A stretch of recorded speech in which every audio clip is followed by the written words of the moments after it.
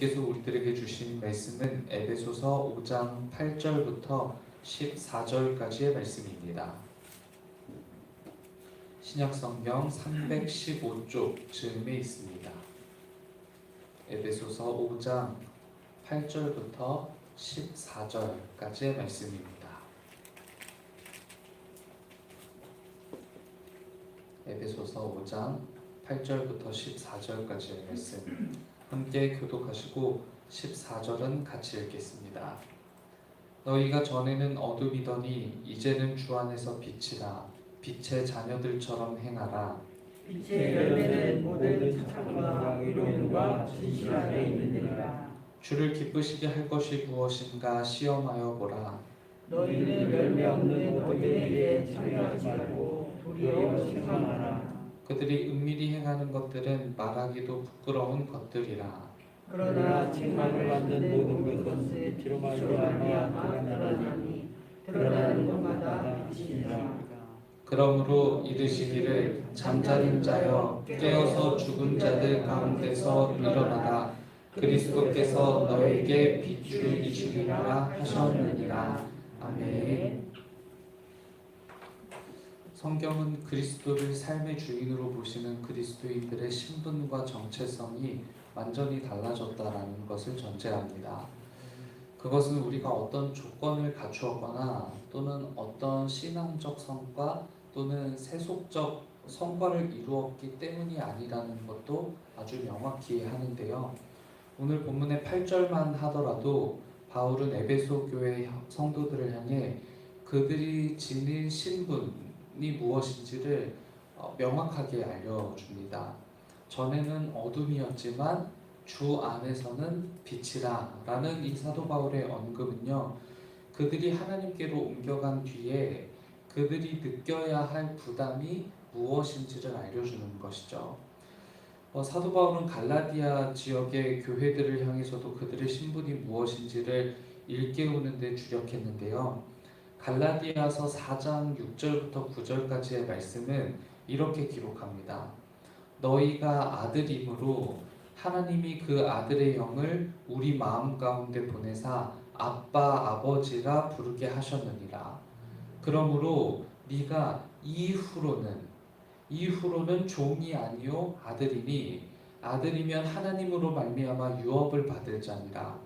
그러나 너희가 그때는 하나님을 알지 못하여 본질상 하나님이 아닌 자들에게 종노릇하였더니 이제는 너희가 하나님을 알 뿐 아니라 더욱이 하나님이 아신 바 되었거늘 어찌하여 다시 악하고 천박한 초등 한문으로 돌아가서 다시 그들에게 종노릇하려 하느냐라고 이렇게 알려줍니다.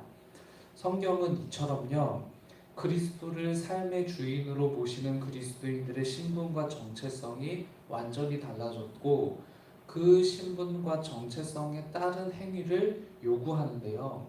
아마 많은 부담이 느껴지실지 모르겠지만 신앙생활이란 그처럼 부담을 느끼는 일인 것 같습니다. 더 이상 전과 같이 살지 않겠다라는 몸부림이기도 하고요.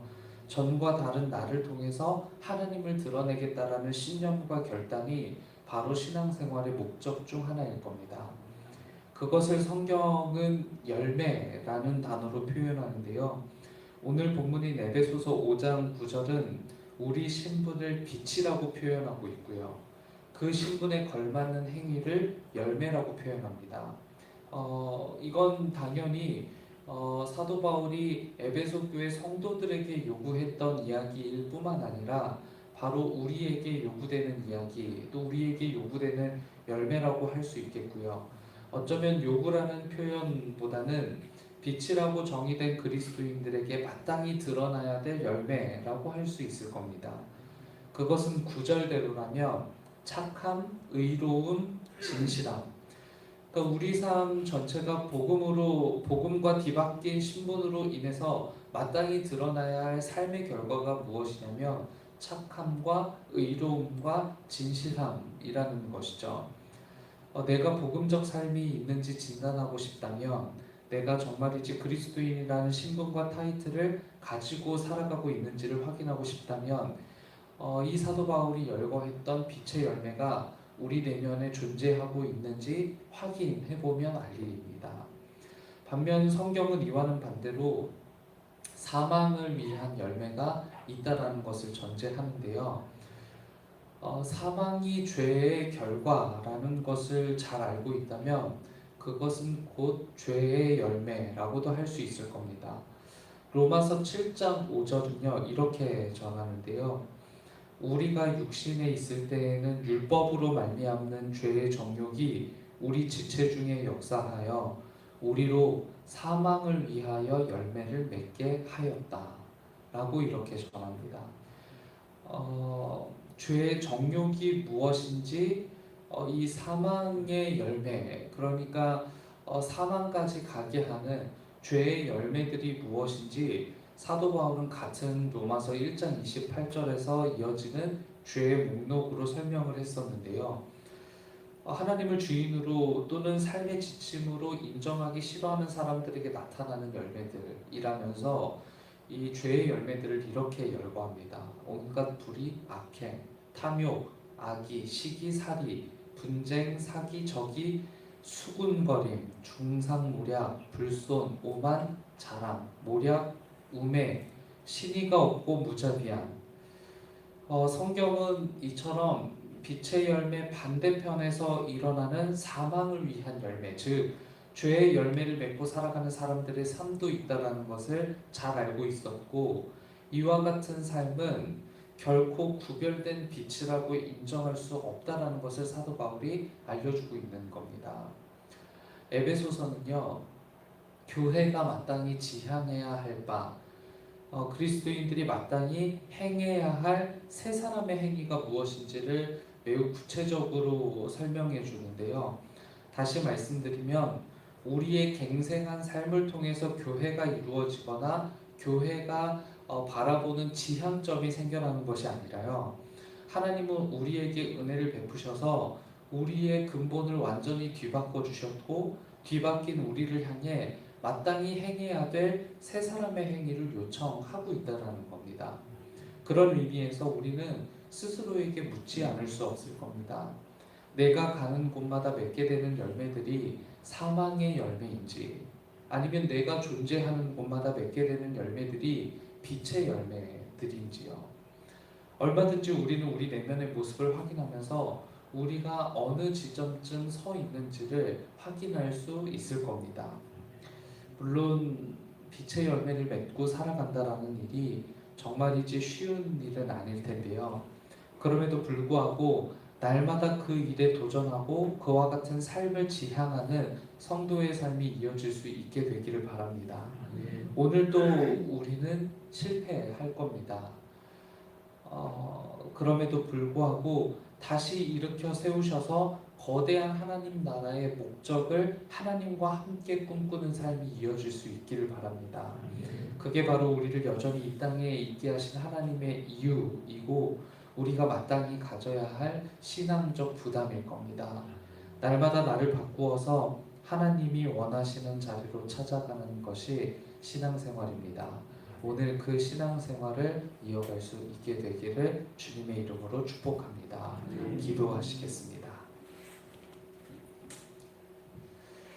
하나님이 가지신 생각을 조금이라도 닮을 수 있다면 좋겠지만 지금껏 한순간도 사망의 열매를 맺지 않은 적 없는 저희들의 일상은 때론 참담합니다.